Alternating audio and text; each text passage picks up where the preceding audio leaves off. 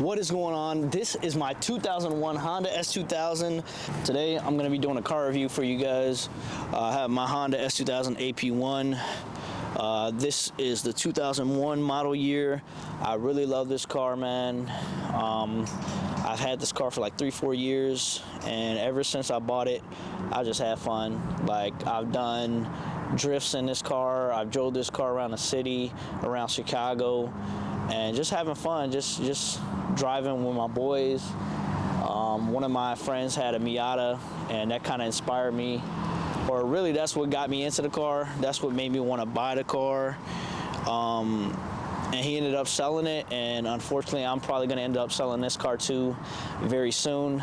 So if you guys are interested, let me know or hit me up, and we can get a deal done. But other than that, let's get right into the car review. So to be honest with you guys, there's not much that I don't like about the car. Honestly, I love the way the car looks. That's why I bought the car originally. This is one of my favorite cars, one of my favorite Japanese cars, and that's why I bought the car. I bought the car because I like the way it looks. I like Hondas, and just how much you can modify the car. Like, it's almost endless, the amount of stuff you can do with the car. I like the shape of the car and the design of the car. For this to be a 2001 car, this is literally like one of the best looking cars for it to be like from 2001, like, which is crazy. Even today, like, people be looking at the car and like I be getting heads turning, people saying, oh, it's an S2000, or just the way it looks. I feel like it's just a dope car overall. So this is a side profile of the S2000. I'm gonna hop in the car. It's pretty cold out here. I'm in Chicago, so it's cold, man, but I'm trying to get this video done for you guys. I'm gonna hop in the car, turn it on, and just let you guys hear it, see what it sounds like.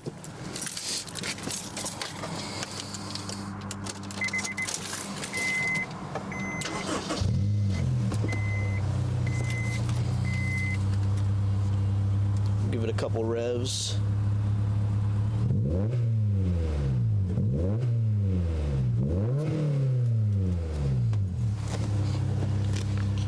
Put you guys on a different angle so you can see the revs from over here too. No bap. Put you guys over here from a different angle.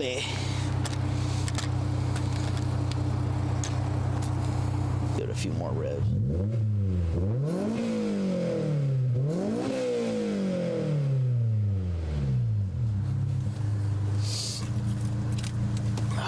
Bet. Freezing out here, bro.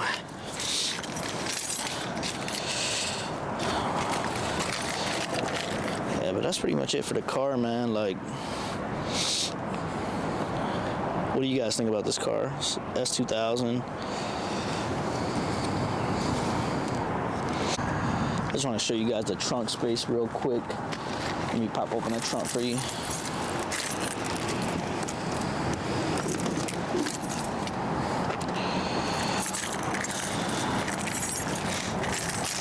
This is how big the trunk is. I mean, you don't have that much space, to be honest with you. Not too much space, but it's really to be expected from a coupe. You're not gonna get that much space, but you had the boot right here, the extra tire, and that's pretty much it for the trunk.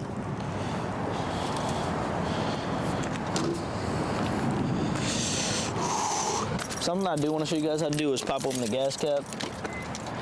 If you never owned an S2000 before, you're not gonna know how to pop this thing open. It's kind of hidden right next to the driver's seat, so I'm gonna pop it open, and I'm gonna show you guys actually how it looks.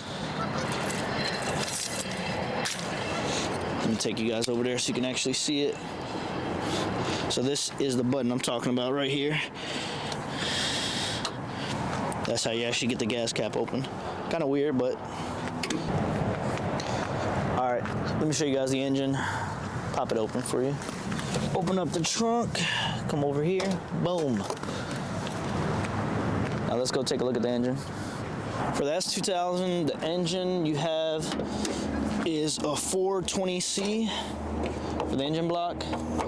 This car is really, really fun. It revs up to 9,000 RPM, so you know you're gonna have a good time every time you're driving the car. You also have 240 horsepower on this car. It's an inline 4. just a fun car overall. Weighs about 2,800 pounds, goes 0 to 60 in 6.2 seconds.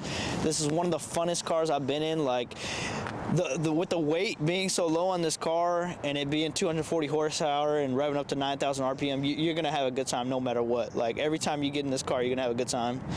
Every time I've gotten in this car, I've had a good time, and I've owned the car for 3-4 years and I haven't gotten tired of it yet, so that says a lot. But I'm going to turn on the headlights, show you guys what it looks like, and then we're gonna hop in the inside because I'm freezing. When it's cold outside. Well, that's what the headlights look like.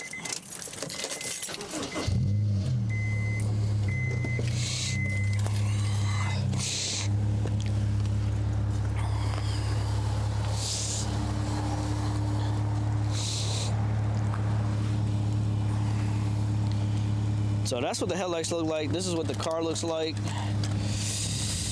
Whew, it is freaking freezing out here, dude. Honestly, on this review, I might as well let you guys know too, I'm gonna be selling this car due to having to do home renovations. That's really the reason I'm gonna be selling the car. So if you guys are interested, hit me up. Anybody in the comments or whatever, we can get a deal done, work something out. But man, this has been a fun car, man. I enjoyed the ride. I enjoy learning how to drive manual on this car. This is the first car I've learned how to drive manual. This is my first manual car, and a lot of things really inspired me to get this car. There's a YouTuber called Phil S2K. He really inspired me to get this car. One of my best friends, Alec, really inspired me to get this car. He had a Miata RF, the 2019 all white.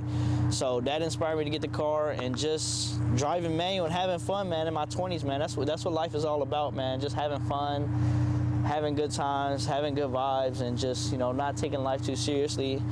Getting a coupe, getting a drop top, but now, you know, times are changing. I have a house now, so I got, you know, more responsibility. Got to do renovations, got to fix up some stuff around the house. So unfortunately, I had to let the car go, and it's kind of crazy too, because I said I would never sell this car, but times change, and it just is what it is. You know, I would love to keep the car, but it's just not gonna work out that way. So if anybody's interested, and the car is a 2001 AP1 with about 51,000 miles on it, you guys can hit me up and we can figure something out. If you guys can take anything from me, man, just start, man, no matter what it is, because I procrastinated for so long trying to start YouTube and work on YouTube.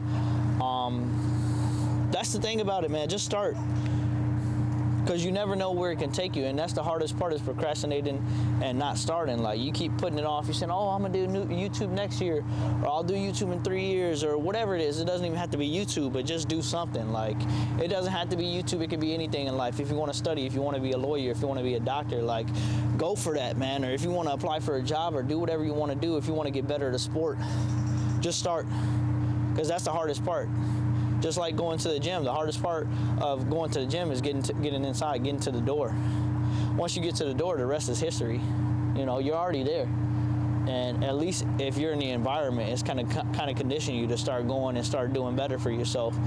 And like YouTube, man, like, I wasn't doing YouTube for a long time, where I didn't want to do YouTube, but now I'm starting to take it more serious, because I actually want to see myself progress on it. And even if it doesn't amount to anything, or if it doesn't become anything, at least I can say I tried. At least I could look back in 30, 40 years, or however long, you know, and look back and say I at least tried to do the YouTube, because it's something I always wanted to do. What's the point of procrastinating? Like, you know, there's no point of comparison is the thief of joy. Like, don't compare yourself to anybody else. Just be who you are, man, and go at your own pace. We all move at different paces. We all move at different wavelengths and different steps. Like, just because somebody is further ahead of you doesn't mean you can't start and try, you know. A lot of people like to say, oh, YouTube is saturated, or oh, this is done. But, you know, how will you know if you don't try? You know, that knocks out a lot of the people that are trying to do something anyway, because they're too afraid to even start. Just start. And it's okay to be made fun of or whatever. Just start. But other than that, man, let's get back to the review.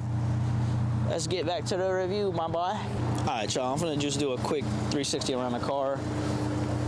You got the front end. Really, really aggressive front end. Honda emblem on the front. S2000 logo on the side. I got tinted 5% on the sides. I couldn't tint the back, unfortunately, because it's plastic for, I think, until the 2003.